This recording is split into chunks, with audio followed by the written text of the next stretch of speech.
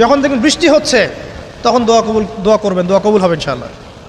দোয়া করার আগে একবার বলবেন আলহামদুলিল্লাহ, কমপক্ষে একবার বলবেন আলহামদুলিল্লাহি রাব্বিল আলামিন, একবার কমপক্ষে।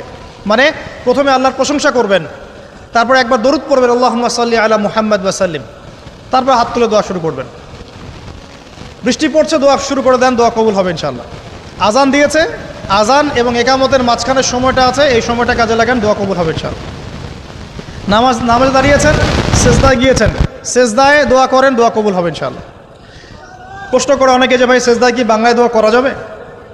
হ্যাঁ যাবে, যদি আপনার নামাজটা নফল নামাজ হয়। কোন নামাজ হয়?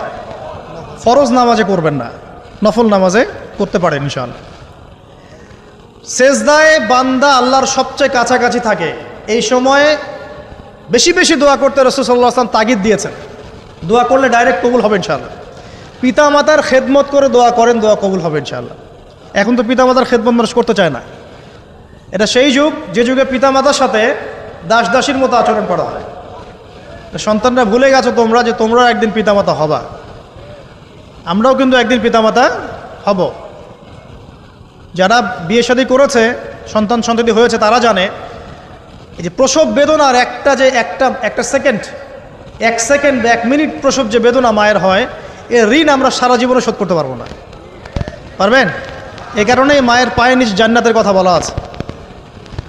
মাদের সম্মান আল্লাহর কাছে অনেক বেশি, মেয়েদের সম্মান অনেক বেশি। এই নারীবাদী ফ্যামিলিস্টরা যা বুঝিয়েছে, ইসলাম এমন নয়। তো ইসলাম এমন নয়, ইসলামে মেয়ের মর্যাদা সবচেয়ে উপরে।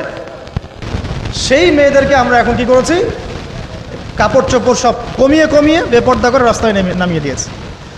যদি একটা মানুষ নিজের সম্মান না বোঝে, তাকে সম্মান কেউ দিতে পারে? নিজেকে চিনতে শিখুন। আমাদের সম্মান আল্লাহর কাছে অনেক বেশি।